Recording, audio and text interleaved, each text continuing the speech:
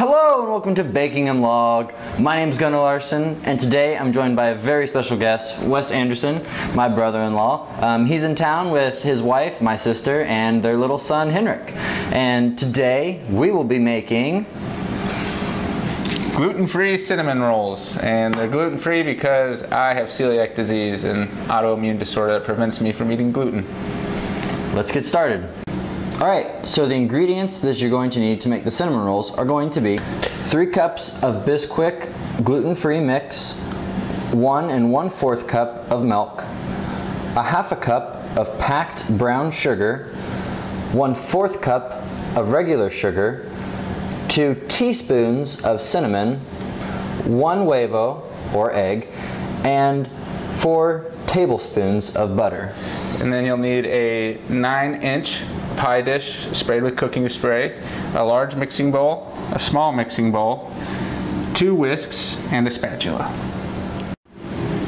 Alright, so the first thing that we're going to do is we're going to mix our brown sugar and our cinnamon in a small mixing bowl. Add your brown sugar and add your cinnamon. Then, with a whisk, mix it together.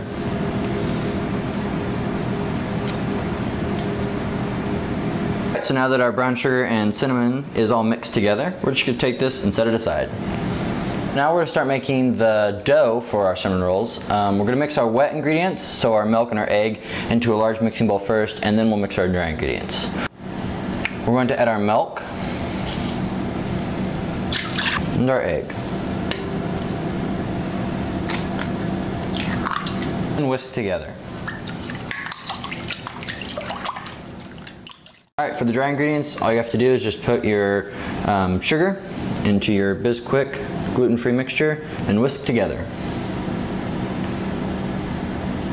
Now that you have your wet and dry ingredients, you're just going to slowly add your dry ingredients to the wet ones.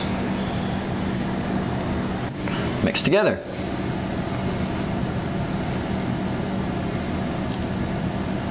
You can use a spatula if you want to scrape the sides.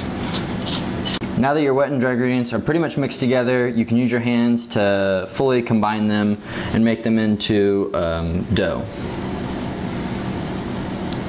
Dough mixed up well together, we're going to start kneading it. First we're going to take some of our Bisquick gluten-free mix and just sprinkle it over our surface.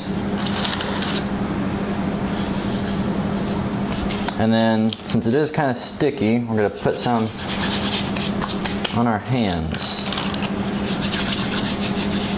We're going to take our dough. I like playing with dough. And we're just going to put it down and we're going to start kneading it. That. Do this about 5 times. After kneading the dough, we reapplied the surface and we're going to roll it out into a roughly 12 by 16 rectangle. We're going to put some wax paper on top. So it doesn't stick to the pin.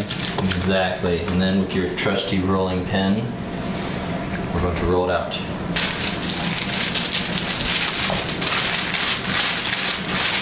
Alright, so we're going to take 2 tablespoons of butter and baste it with a basting brush over your dough. Now that we have our dough basted, we're going to take all of our cinnamon and our brown sugar mixture and sprinkle it evenly throughout the dough.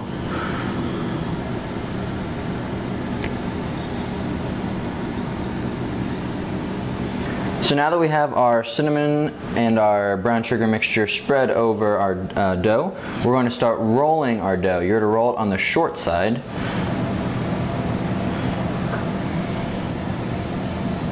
Pinching the sides as you go to make sure it's well sealed. Keep rolling it.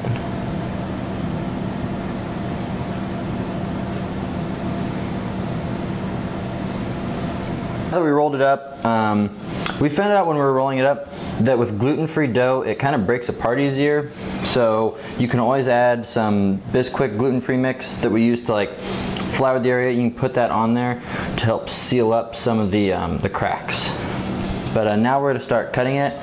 Cut it into 1.5 inch, roughly.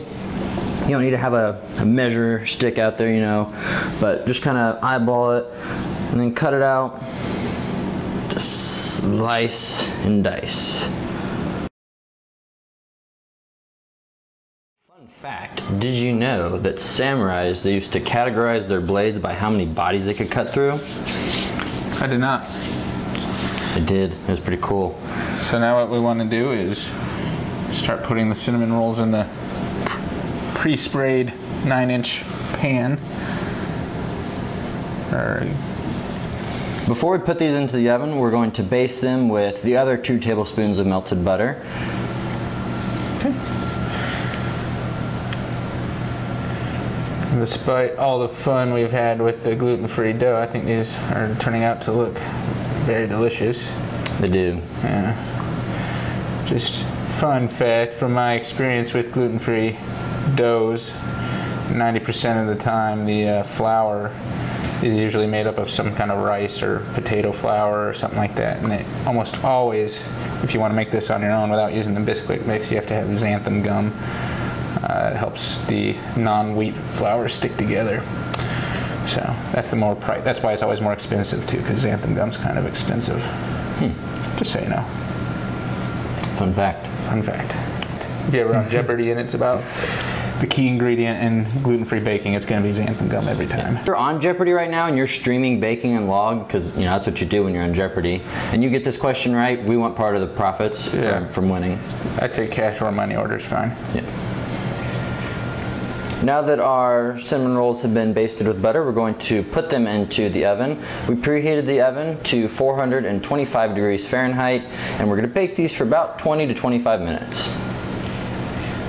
So now that our cinnamon rolls are out of the oven, we're going to make our glaze. You can do this while they're in the oven, but it doesn't take too long. Pour 1 cup of powdered sugar into your mixing bowl. And your 1/4 of whipping cream. Heavy whipping cream. Yes.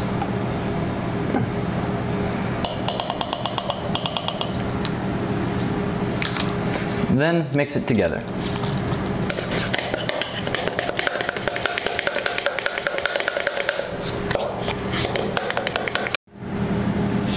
Just gonna dump some of the glaze into the middle.